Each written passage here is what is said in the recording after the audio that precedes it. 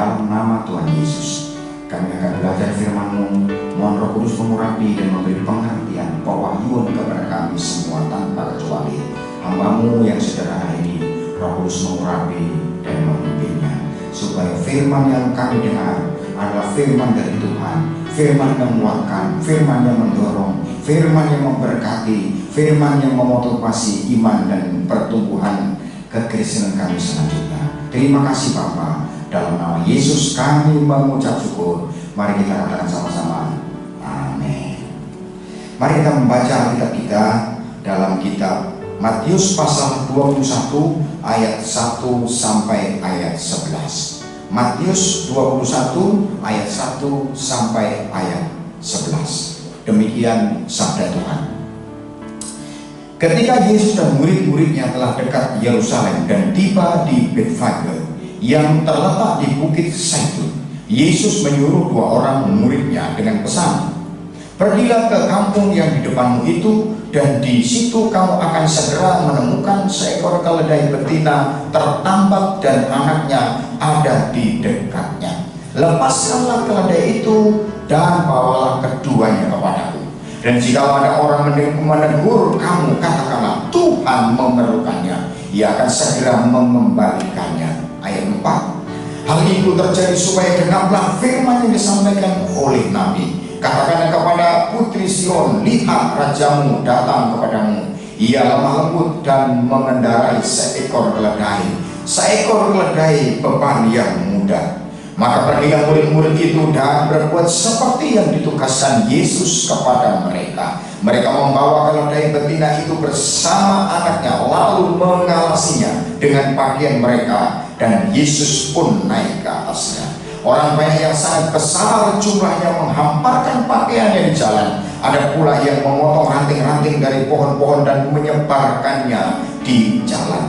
9. Dan orang banyak yang berjalan di depan Yesus dan yang mengikutinya dari belakang berseru katanya, "Hosana bagi anak Daud, diberkatilah dia yang datang dalam nama Tuhan, Hosana di tempat yang maha tinggi." Dan ketika ia masuk ke Yerusalem, gempar seluruh kota itu, dan orang berkata, "Siapakah orang ini?" Dan orang banyak itu menyaut, "Inilah Nabi Yesus dari Nazaret di Galilea."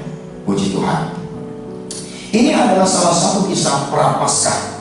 Artinya kisah ini terjadi beberapa hari sebelum Paskah orang Yahudi dirayakan bersama-sama, dan biasanya mereka merayakan Paskah itu secara besar-besaran. Kita tahu bersama bahwa penyaliban Yesus, penderitaan Yesus adalah bersamaan dengan Paskah orang Yahudi. Nah, kisah Yesus masuk Yerusalem, ada beberapa pelajaran yang kita bisa ambil dari kisah yang dramatis ini, Bapak Ibu Saudara sekalian. Yang pertama, seperti Tuhan Yesus, kita harus mempersiapkan perjalanan hidup ini dengan cermat. Sekali lagi, seperti Tuhan Yesus, kita harus mempersiapkan perjalanan hidup ini dengan cermat. Ayat 2 dan 3 saya baca ulang. Dengan pesan, "Pergilah ke kampung yang di depanmu itu, dan di situ kamu akan segera menemukan seekor keledai betina tertambat dan anaknya ada di dekatnya. Lepaskanlah keledai itu dan bawalah keduanya kepadaku. Dan jika ada orang menegurnya, kamu berkata, katakanlah, Tuhan memerlukannya, ia akan segera mengembalikannya." Saudara-saudaraku, Bapak Ibu yang terkasih, lihatlah bagaimana Tuhan Yesus memasuki kota Yerusalem ini dengan perencanaan yang sangat matang dan sangat cermat. Yesus merencanakan perjalanan hidupnya dengan cermat, termasuk pada waktu dia akan diserahkan, dia akan menyerahkan hidupnya untuk tebusan bagi banyak orang di dunia ini. Dalam kisah yang kita baca tadi, Yesus menjelaskan, Alkitab menjelaskan bagaimana cara Yesus masuk Yerusalem. Yesus naik apa? Bagaimana cara memperoleh kendaraan itu? Jenis apa kendaraan itu?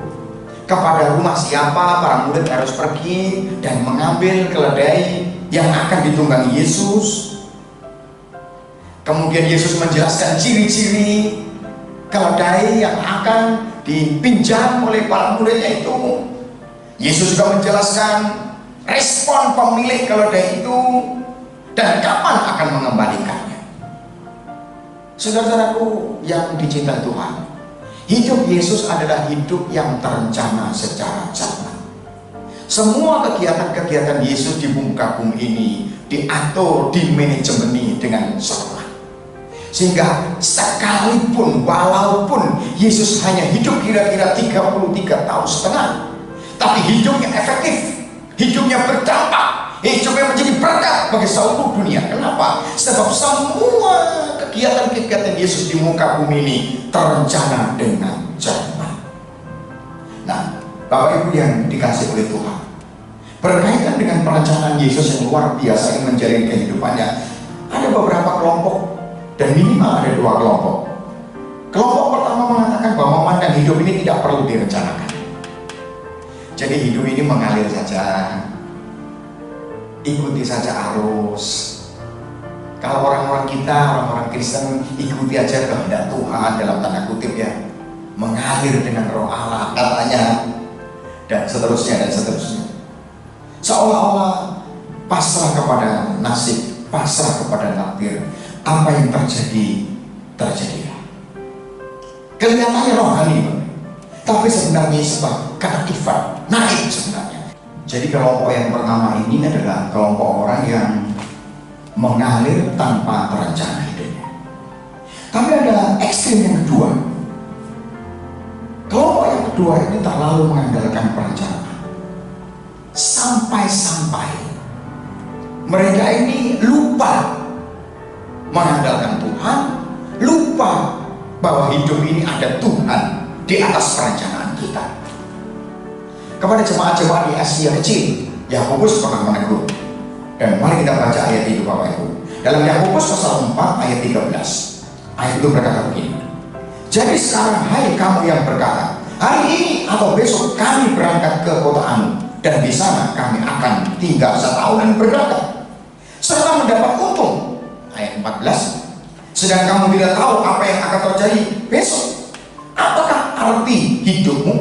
Hidupmu itu sama seperti uap yang sebentar saja kelihatan lalu lenyap. Orang-orang yang memahami dengan detail perencanaan ini dan terlalu mengandalkan perencanaan ini, terlalu disandera oleh perencanaan, terlalu disandera oleh masa depan, sehingga mereka hidupnya berandai-andai. Dalam kamusnya adalah nanti, seandainya.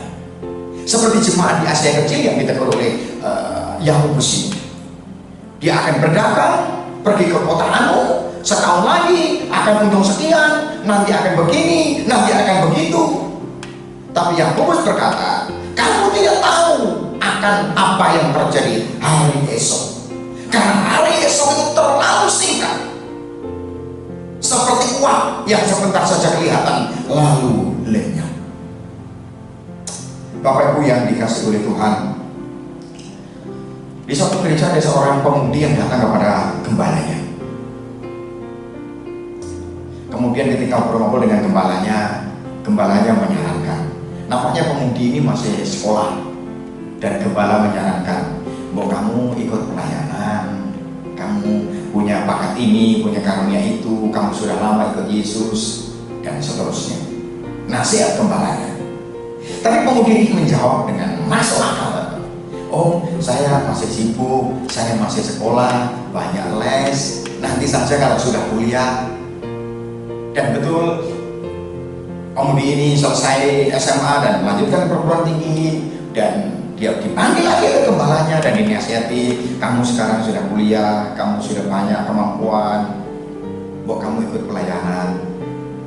Dan pemudi ini menjawab, oh saya banyak paper, saya banyak tugas, barangkali nanti kalau sudah selesai kuliah saya akan melayani sungguh-sungguh kepada Tuhan. Nah, dan waktu yang dibutuhkan selesai, si pemudi ini mulai dinilai bagus. Karena dia mahasiswa berprestasi, tidak terlalu lama dia mendapat pekerjaan yang baik. Dan gembalanya ketemu lagi dengan pemudi ini. Gimana waktunya, sudah bekerja, sekarang cukup waktu untuk kamu bisa membantu pekerjaan Tuhan, menolong pekerjaan Tuhan di gereja kita. Dan pemudi ini sekali lagi menjawab dengan sangat masuk akal. Oh, nanti aja kalau saya sudah menikah. Sekarang ini banyak job, kadang-kadang lembur, pulang malam, berangkat pagi, dan seterusnya. Tidak terlalu lama, pemudi ini dapat suami yang baik. Dan setelah menikah, tentu tidak lama kemudian pemudi ini menjadi seorang ibu, dikarunia seorang anak. Dan ketemu lagi dengan gembalanya tidak intinya berkata, kamu sekarang sudah diberkati Tuhan dengan suami yang baik, pekerjaan yang baik. Buat kamu ikut terlibat dalam pelayanan. Dan pemudi ini menjawab, ibu muda ini menjawab, oh sekarang sakit repot, masih punya anak kecil, nanti aja kalau sudah anak yang sudah besar dan seterusnya. Dan 2 tahun lagi dia punya anak yang kedua, 3 tahun lagi dia punya anak yang berikutnya. Dan ketemu dengan kepalanya, gimana bisa melayani enggak? Kamu bisa terlibat dalam gereja kita, melayani pekerjaan Tuhan. Dan ibu ini berkata, suatu saat saja nanti, karena ini saya pasang repot, antar jemput anak, nganterin les, nganterin sekolah, dan macam-macam. Dan beberapa tahun kemudian, ibu ini kan tambah tua, dan dia berkata, nanti aja kalau sudah saya pensiun, saya bisa melayani pekerjaan Tuhan. Waktunya pensiun, ketemu gembalanya ini dan ditawarin untuk pelayanan. Dan ibu ini berkata, saya nampaknya belum bisa pelayanan. Kenapa? Karena saya dititipi oleh cucu-cucu sama anak-anak saya. Sekarang aku ini kasih Tuhan. Tahu-tahu anak-anak sudah pergi semua, cucu-cucunya juga pergi. Dan tidak terlalu lama suaminya juga meninggal. Dan dia seorang diri di rumah itu. Dan ketemu dengan gembalanya. Dan dia berkata, sekarang saya mau melayani pekerjaan Tuhan. Ini tidak salah, tapi tidak tepat. Saudara-saudara yang dikasih Tuhan, hidup berandai-andai, hidup menurut perencanaan kita sendiri, dan tidak ikut kehendak Tuhan. Kemudian pertanyaan kita, yang benar yang mana? Satu sisi di awal tadi mengatakan bahwa hidup ini tidak perlu direncanakan, mengalir saja sesuai kehendak Tuhan dalam tanda kutip. Yang kedua, mengandalkan perencanaan dengan tertib cermat, seolah-olah tidak memberi kesempatan Tuhan, peluang Tuhan untuk beracara dalam perjalanan hidup mereka. Saudara-saudara yang dikasihi Tuhan, hidup memang harus direncanakan, tapi satu sisi hidup harus kita serahkan kepada Tuhan. Sebab yang menentukan perjalanan hidup ini bukan hanya perencanaan kita, tetapi kehendak Tuhan. Tuhan punya rencana yang terbaik untuk hidup kita. Saya kasih contoh, Bapak Ibu yang saya kasih. Dulu ada jemaat di kota A, saya tidak menyebutkan kota itu. Kemudian pindah ke Batu untuk menikmati masa tuanya. Memang suaminya sudah cukup tua. Kira-kira waktu itu suaminya umur 70 tahun. Dan istrinya agak muda, kira-kira usianya 45-an tahun lah kira-kira. Dan mereka berpikir di Batu yang dingin, yang sejuk, mereka akan menikmati masa tua bersama dengan istrinya yang tercinta. Nah, ternyata apa yang direncanakan ini tidak sesuai. Beberapa tahun kemudian istrinya jatuh sakit. Dan tidak lama istrinya dipanggil Tuhan. Saya mengenal keluarga ini dan keluarga ini cinta Tuhan. Sampai-sampai istrinya ini sebelum dipanggil Tuhan, dia berkata kepada suaminya, Pak, besok jam 9 jangan kemana-mana ya. Tuhan Yesus mau jemput saya. Dan benar, besok kira-kira jam 9 istrinya dipanggil Tuhan. Yesus datang menjemput dia ke sorga. Kira-kira 1 tahun kemudian suaminya menyusul pergi ke sorga. Apa yang yang salah dengan keluarga ini? Saya pikir tidak ada yang salah tentang keluarga ini. Walaupun menurut ilmu urut kacang, tapi yang meninggal duluan saatnya suaminya yang sudah berusia 70 tahun, kemudian istrinya yang jauh lebih muda. Itu kan menurut rencana kita, itu menurut anggapan kita manusia. Tetapi Tuhan berkehendak lain. Justru yang muda ini istrinya dipanggil pulang Tuhan lebih dahulu, kemudian suaminya. Saudara-saudaraku yang saya kasih dalam nama Yesus, yang benar adalah Yakobus 4:15 berkata begini, sebenarnya kamu harus berkata, jika Tuhan menghendakinya, kami akan hidup dan berbuat ini dan itu. Dalam terjemahan bahasa Indonesia sehari-hari berkata begini, seharusnya kalian berkata begini, kalau Tuhan memperkenankan, kami akan hidup dan melakukan ini dan itu. Saudara-saudara yang dikasih Tuhan, hidup Yesus adalah hidup yang terencana. Tetapi hidup Yesus terencana menurut kehendak Tuhan. Ini poin saya, maksud saya. Jadi kehidupan Yesus adalah kehidupan yang direncanakan, dan kehidupan yang direncanakan menurut kehendak Tuhan, bukan menurut kehendak sendiri. Haleluya. Seperti Rebon berkata, hidup ini harus digerakkan oleh tujuan. Hidup yang digerakkan oleh tujuan, dan tujuannya adalah memuliakan Tuhan. Tujuannya adalah meninggikan nama Tuhan. Dan jikalau perencanaan kita meninggikan Tuhan sesuai dengan kehendak Tuhan, saya meyakini bahwa hidup ini pasti diberkati oleh Tuhan. Haleluya. Yang kedua, kita dapat belajar apa dari perjalanan Yesus dan berusaha ini? Seperti Tuhan Yesus, perjalanan hidup kita harus dalam rangka menggenapi firman Allah. Seperti Tuhan Yesus, perjalanan hidup ini harus dalam rangka menggenapi firman Allah. Ayat 4 dan 5 saya baca. Hal itu terjadi supaya genaplah firman yang disampaikan oleh Nabi. Katakanlah kepada putri Sion, lihat rajamu datang kepadamu. Ia lemah lembut dan mengendarai seekor keledai beban yang mudah. Dan ratusan tahun sebelumnya Nabi Zakaria pernah menubuatkan dengan ungkapan yang hampir sama persis dengan yang dikatakan oleh Injil Matius ini. Zakaria 9:9, demikian nubuatan Nabi Zakaria. Bersorak-soraklah dengan nyaring, hai putri Sion. Bersorak-soraklah, hai putri Yerusalem. Lihat rajamu datang kepadamu. Ia adil dan jaya. Ia lemah lembut dan mengendarai seekor keledai beban yang mudah.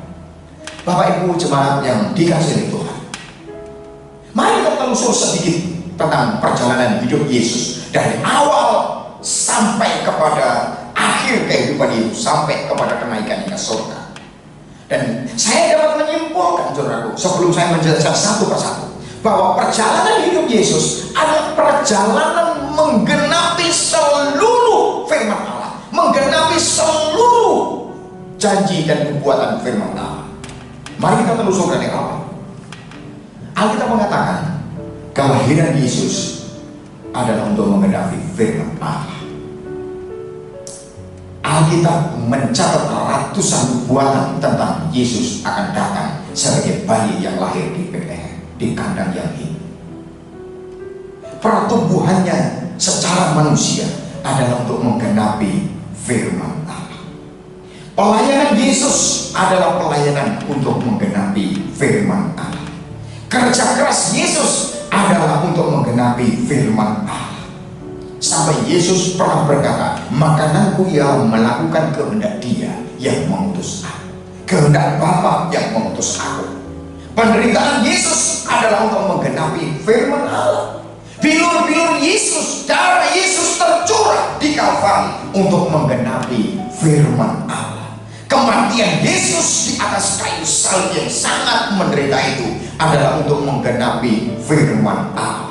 Kebangkitan Yesus dari antara orang mati adalah untuk menggenapi firman Allah. Kenaikan Yesus ke surga juga untuk menggenapi firman Allah. Hanya satu yang belum digenapi, yakni kedatangan Yesus kali yang kedua.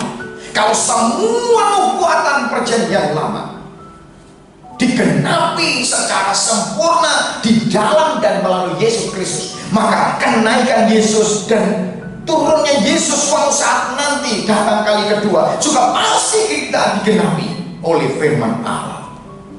Saudara-saudaraku yang dikasihi Tuhan, hidup Yesus adalah hidup yang mengenapi firman Allah.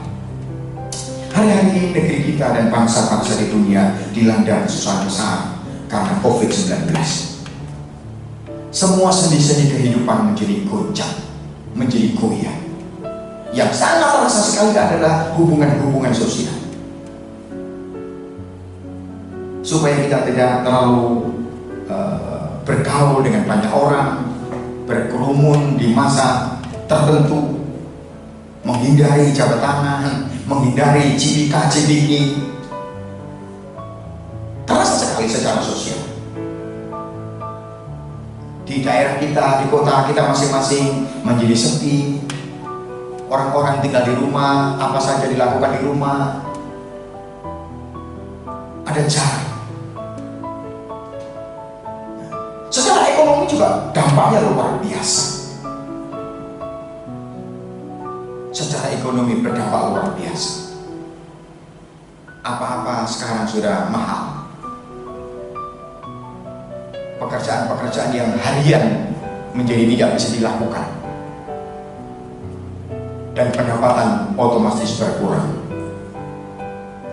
Nah, tahukah kita bahwa Yesus pernah berkata, pada hari-hari terakhir akan datang masa yang sukar. Para rasul juga perbuatan seperti itu. Paulus juga pernah berkata seperti itu.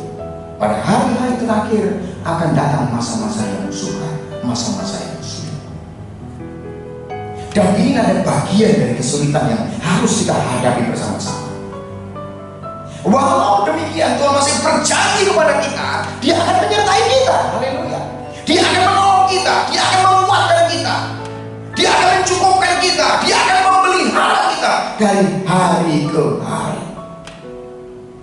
Yang saya mau katakan bagian kedua ini adalah bahwa karena kehidupan Yesus adalah kehidupan yang menggenapi firman Allah dengan baik-baik, maka dalam perjalanan Yesus itu diwarnai dengan banyak mukjizat. Kelahiran Yesus adalah kelahiran mukjizat. Pertumbuhan Yesus adalah pertumbuhan mukjizat. Pelayanan Yesus diwarnai dengan mukjizat-mukjizat yang luar biasa. Kebangkitan Yesus mukjizat, kenaikan Yesus mukjizat. Saudara-saudaraku, makanya Yesus tidak pernah heran. Yesus itu, kita saja yang sering heran. Yesus tidak pernah kaget, Yesus tidak pernah shock, tidak. Sebab memang begitu, naturnya itu begitu, Bapak Ibu. Ketika Yesus menggenapi semua firman Allah, maka mukjizat dan tanda-tanda ajaib menyertai perjalanan hidup. Nah, pertanyaan bagi kita pagi ini adalah begini: apakah perjalanan hidup kita ini sedang menggenapi firman Allah, kehendak Allah, atau tidak? Apakah perjalanan hidup saya sedang menggenapi kehendak Tuhan atau tidak? Apakah perjalanan hidup kita sedang menggenapi janji-janji Tuhan atau tidak? Sebab saya meyakini kalau perjalanan hidup ini, panggilan hidup ini kita temukan dan kita menghidupi kehendak Tuhan, kita menghidupi firman Tuhan, maka apapun yang terjadi, perjalanan hidup ini akan disertai oleh tanda-tanda mukjizat, oleh tanda-tanda ajaib. Saudara-saudara yang dikasihi Tuhan, apakah kita sedang menuruti firman Allah, ikut kehendak Tuhan, atau kita sedang hidup untuk diri sendiri? Apakah kita sedang hidup untuk memuaskan diri sendiri? Apakah kita sedang hidup untuk memuaskan rencana-rencana kita sendiri? Saya terlalu percaya bahwa tidak peduli kita ini sakit atau sehat, kaya atau miskin, susah atau senang, diberkati atau belum diberkati.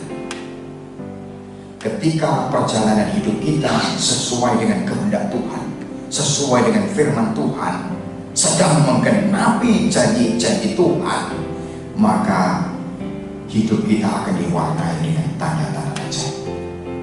Haleluya. Hidup kita akan ditandai dengan mukjizat-mukjizat. Dan pada akhirnya orang-orang di sekitar kita, Bapak Ibu, orang-orang yang dekat dengan kita, mereka akan menyimpulkan dan mereka akan tahu, oh, si A ini hidupnya diberkati Tuhan, si B ini hidupnya disertai Tuhan, si C ini hidupnya semakin meningkat, semakin diberkati karena hidup dalam kehendak dan firman Tuhan.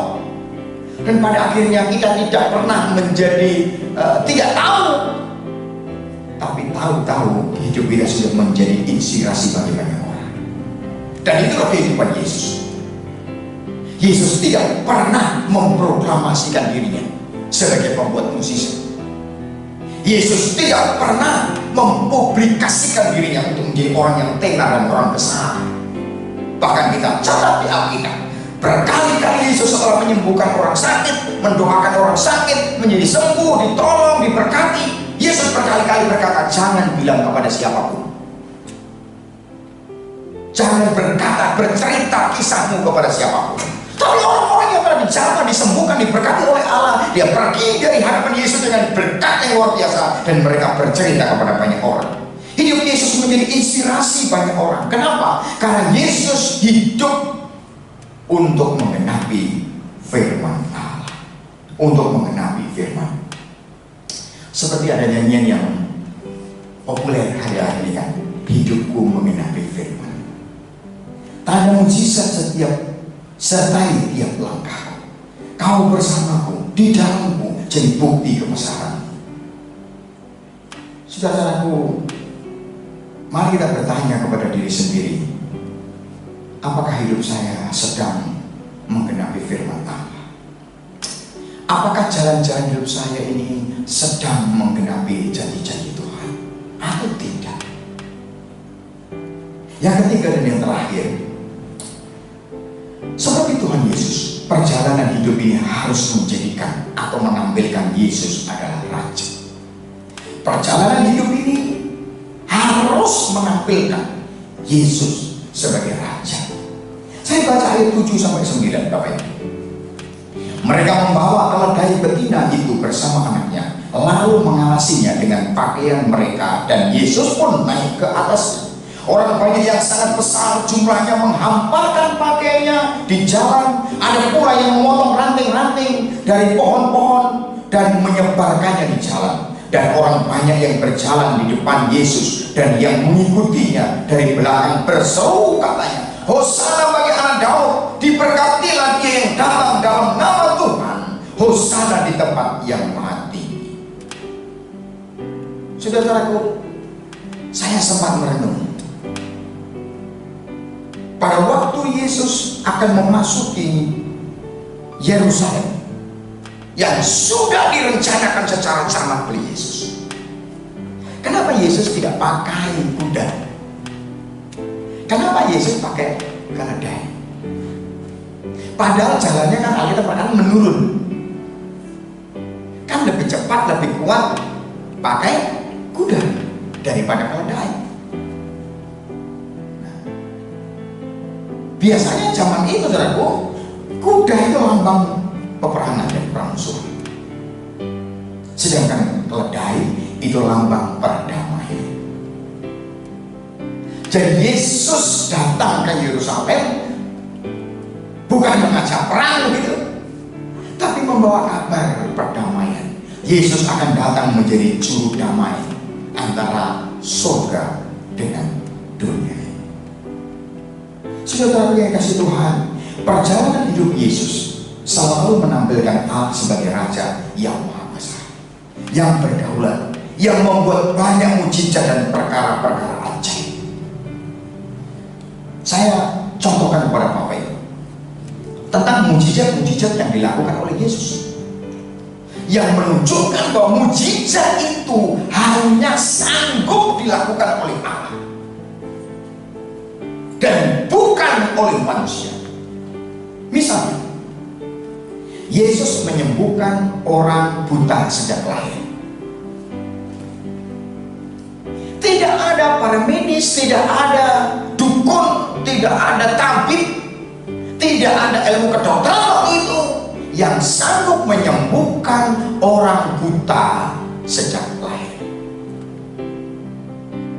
Dan Yesus melakukannya. Yesus ingin menunjukkan, menampilkan bahwa Allah itu Raja, Tuhan itu Raja yang berkuasa, yang berdaulat. Contoh lagi, waktu Yesus menyembuhkan orang yang sakit kusta, zaman itu sakit kusta belum ada obatnya, dan orang-orang punya pemahaman bahwa sakit kusta itu sakit kutukan Tuhan. Jadi tidak ada ilmu kedokteran, tidak ada jamu yang bisa menyembuhkan orang yang sakit kusta. Dan Yesus menyembuhkannya dengan kata-katanya, dengan firman-Nya saja. Yesus hanya berkata, jadilah sembuh. Dan sembuhlah orang yang sakit itu. Jadilah kamu tahir, dan tahirlah orang yang sakit kusta itu. Dan itu hanya bisa dilakukan oleh Tuhan, oleh Raja yang berdaulat. Contoh lagi, Bapak Ibu, Yesus mengampuni dosa. Siapa yang punya hak untuk mengampuni dosa di bawah langit? Tidak ada. Dan Yesus melakukannya berkali-kali. Dosamu sudah diampuni, dosamu sudah diampuni. Untuk menampilkan apa? Menampilkan bahwa Dia adalah Raja, Allah adalah Raja. Contoh yang terakhir yang saya mau kutip untuk Bapak Ibu adalah ketika Yesus membangkitkan orang mati. Tidak ada ilmu kedokteran, tidak ada tabib sehebat apapun yang sanggup membangkitkan orang yang sudah mati. Dan Alkitab mencatat berkali-kali Yesus melakukannya. Untuk apa? Sebenarnya tujuannya adalah untuk membuktikan, untuk menyatakan, untuk menampilkan Allah adalah Raja. Allah adalah Allah yang berdaulat. Allah adalah Allah yang berkuasa. Saudara-saudaraku yang dikasihi oleh Tuhan, dalam Lukas 19 ayat 36 dan seterusnya, saya baca untuk Bapak Ibu dalam terjemahan firman Allah yang hidup. Sebenarnya perikop ini sama dengan Matius pasal 21, dan Lukas menulisnya dalam pasal 19. Demikian sabda Tuhan. Kemudian orang banyak membentangkan jubah mereka di sepanjang jalan di hadapan Dia. Dan ketika mereka itu sampai ke tempat di mana jalan dari Bukit Zaitun mulai menurun, seluruh anak-anak itu mulai bersorak-sorak dan menyanyi. Mereka memuji Allah karena mujizat-mujizat yang telah dilakukan oleh Yesus. Allah telah memberi kita seorang Raja. Teriak mereka, hidup Raja, biarlah seluruh surga bergembira, muliakanlah Allah di dalam tempat yang maha tinggi. Saudaraku, saya mau tanya, ketika Bapak Ibu mendengar kata Raja, apa yang muncul dalam pikiran kita? Seorang yang miskin? Pakaiannya compang-camping? Badannya tidak terurus? Tentu tidak. Ketika kita mendengar kata Raja, kita akan berpikir bahwa ada kekuatan, sebab di balik status sebagai Raja, Dia punya pasukan yang besar, Dia punya rakyat yang besar, Dia punya kekuatan dan kekuasaan yang tidak terbatas. Itu Raja. Dan ketika Yesus datang ke dalam dunia ini, sekalipun Dia datang sebagai anak manusia yang terhina, lahir dari kalangan rakyat biasa, Yusuf dan Maria yang tidak diperhitungkan oleh lingkungan setempat. Tetapi ingat, Dia adalah Raja. Dia adalah Raja.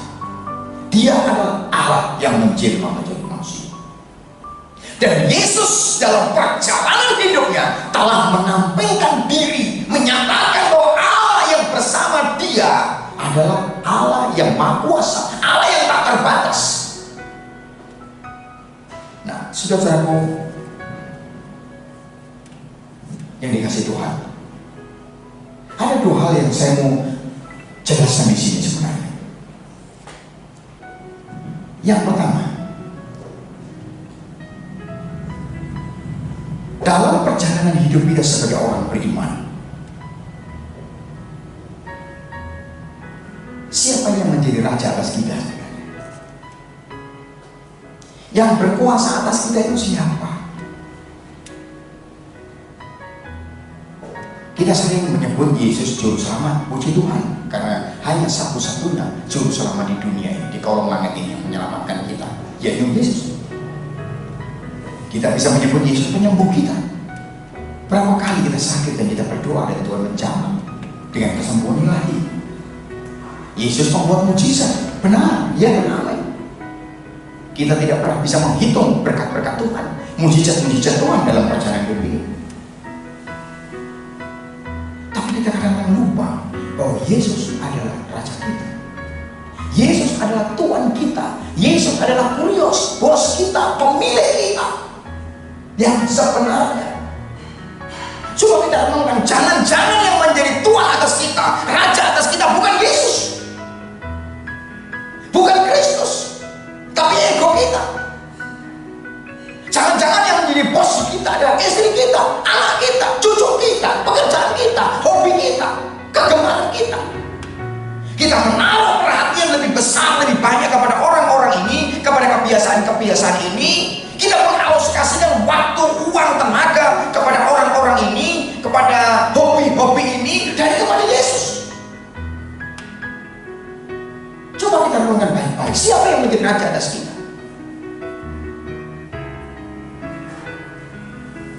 Saya pernah mengungkapkan dan barangkali ini agak kasar.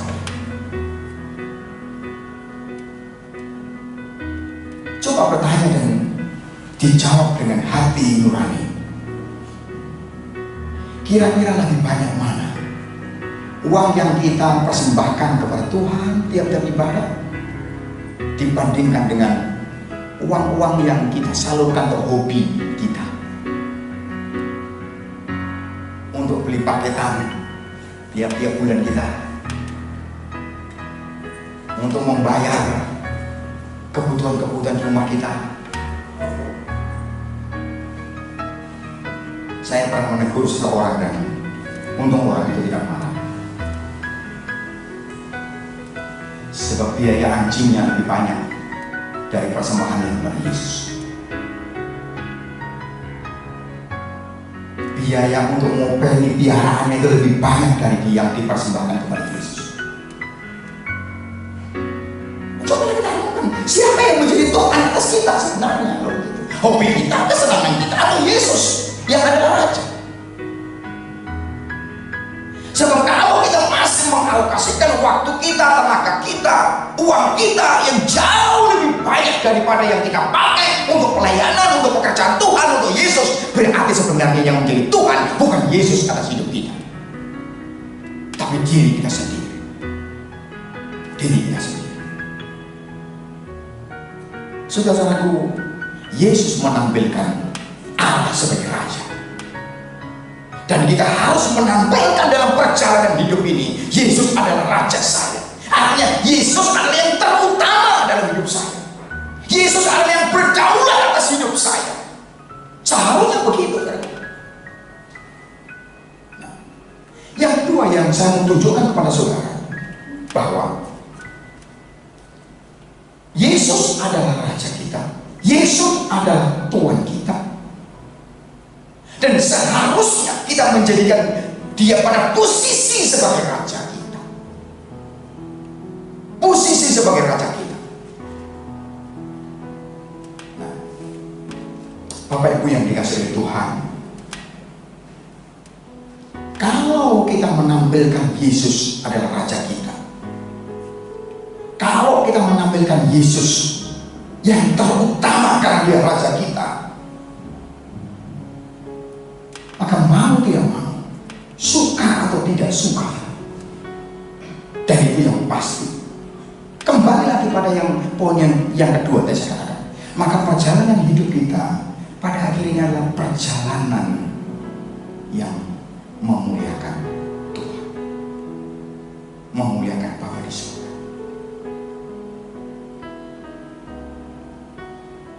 Kita berprestasi atau tidak, kita berhasil atau tidak, itu bukan menjadi tujuan utama kita. Tapi tujuan utama kita adalah menjadikan Yesus benar-benar Raja dalam perjalanan hidup ini. Dan seperti Yesus telah menjadi teladan yang sempurna atas kita, ketika Yesus menjadikan Bapaknya tujuan hidupnya adalah kerajaan surga, maka perjalanan hidup diwarnai dengan banyak mukjizat tanda dan hidupnya menjadi berkat sampai hari ini. Sama dengan kita kaya atau kita miskin, kita sukses atau kita orang sukses dan sebagainya, itu bukan menjadi poin penting sebenarnya dalam hidup Kristen kita. Ketika kita menjadikan Yesus sebagai Raja, merajakan Yesus, mengutamakan kerajaan Allah dan kebenarannya, maka pasti Tuhan akan mengenapi janji demi janji. Sebab itu Bapak Ibu yang dikasih Tuhan, mari jadikan Yesus bukan hanya juru selamat, bukan hanya pembuat mukjizat, tapi jadikan Yesus sebagai Raja kita yang berdaulat atas hidup kita sehari demi sehari. Saya yakin Tuhan pada akhirnya akan dimuliakan dan banyak orang akan percaya Yesus melihat hidup kita yang merajakan Yesus tiap-tiap hari. Puji Tuhan. Mari kita tunduk kepala dan kita berdoa sama-sama. Bapa di surga, kami menghormati Engkau di dalam nama Yesus. Terima kasih untuk renungan hari ini Tuhan. Mempersiapkan beberapa minggu ke depan kami memperingati hari Paskah, hari kematian dan hari kebangkitan Yesus dari antara orang mati. Seperti hidup Yesus, hidup yang terencana dengan cara. Seperti hidup Yesus, hidup yang menggenapi firman Allah. Seperti hidup Yesus, hidup yang merajakan kerajaan surga dan hidup sehari-hari. Dan kalau kami melakukan seperti itu Tuhan, oh betapa indahnya hidup ini Tuhan. Hidup yang memuliakan kerajaan surga. Dan kami akan mengalami banyak tanda ajaib mujizat. Hidup yang menyenangkan Tuhan dan hidup yang memuaskan banyak orang. Dan nama-Mu dipermuliakan. Terima kasih Bapa di surga. Hamba-Mu berhenti berbicara, tapi hamba mohon kasih karunia Roh Kudus menjelaskan kebenaran ini kepada kami semua tanpa kecuali. Dan di dalam nama Yesus Gembala yang ajaib, pembuat mujizat yang belum berubah itu, kami berdoa dan bersyukur. Haleluya. Mari kita katakan sama-sama, amin. Tuhan memberkati Bapak Ibu saudara sekalian.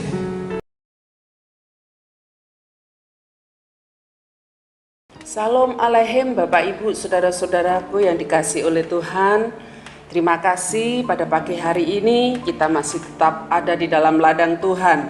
Terima kasih kepada hambanya yang sudah menyampaikan firman Tuhan, Bapak Pendeta Yohanes Saji MTH, kiranya Tuhan memberkati. Dan terima kasih juga buat Bapak Ibu saudara-saudara yang mengikuti ibadah ini lewat YouTube channel Gereja Air Hidup Ponorogo. Kiranya Tuhan juga terus tolong dan memberkati setiap kita. Pesan penggembalaan, dalam situasi ini Bapak Ibu jangan takut. Justru saat ini adalah kesempatan yang baik bagi kita untuk membangun mezbah doa keluarga masing-masing. Dan pesan yang kedua, taati aturan yang pemerintah tetapkan, jaga kebersihan, jaga pola hidup yang sehat, dan percayalah Tuhan pasti menolong kita dan tetap semangat. Pengumuman kita minggu ke depan akan diumumkan melalui WA atau Instagram GSJ Air Hidup Ponorogo. Puji Tuhan Bapak Ibu, kiranya Tuhan akan menolong setiap kita, memampukan setiap kita untuk boleh menjalani hidup kita dari hari ke hari. Mari kita akan berdoa bersama-sama buat pagi hari ini. Bapa di dalam surga, kami mengucapkan syukur dan terima kasih sebab Tuhan baik mengasihi kami, mengasihi seluruh sidang jemaat GSCA Air Hidup Ponorogo.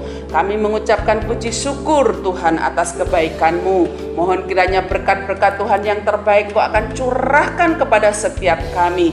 Biarlah kami seluruh keluarga besar GSCA Air Hidup Ponorogo dijauhkan dari mara bahaya, dari sakit penyakit, dari pencobaan, rintangan, kecelakaan yang sekecil apapun. Karena kami percaya bahwa kuasa Tuhan yang akan menolong setiap kami. Demikian juga kami serahkan bangsa yang kami cintai, Indonesia. Kiranya berkat Tuhan juga turun tercurah atas bangsa kami, meluputkan setiap kami dari wabah penyakit ini Tuhan, dan Tuhan segera sirnakan, dan biarlah kemuliaan Tuhan dicurahkan bagi bangsa dan negara yang kami cintai, mana kami tinggal di negeri ini. Mari kita berdoa seperti yang Yesus ajarkan. Bapa kami yang di surga, dikuduskanlah nama-Mu, datanglah kerajaan-Mu, jadilah kehendak-Mu di bumi seperti di surga. Berikanlah kami pada hari ini makanan kami yang secukupnya, dan ampunilah kami akan kesalahan kami, seperti kami juga mengampuni orang yang bersalah kepada kami. Dan janganlah membawa kami ke dalam pencobaan, tetapi lepaskanlah kami daripada yang jahat. Karena Engkaulah yang mempunyai kerajaan dan kuasa dan kemuliaan sampai selama-lamanya. Dan sekarang Bapak Ibu, saudara-saudaraku yang dikasihi Tuhan, terimalah berkat rahmat dari Allah Bapa, kasih karunia dari Tuhan Yesus Kristus, dan persekutuan dalam Roh Kudus akan menyertai Bapak Ibu saudara-saudara semua dari saat ini sampai Maranatha, Tuhan datang kali yang kedua. Dan biarlah kita semua yang diberkati Tuhan akan berkata amin. Yesus memberkati.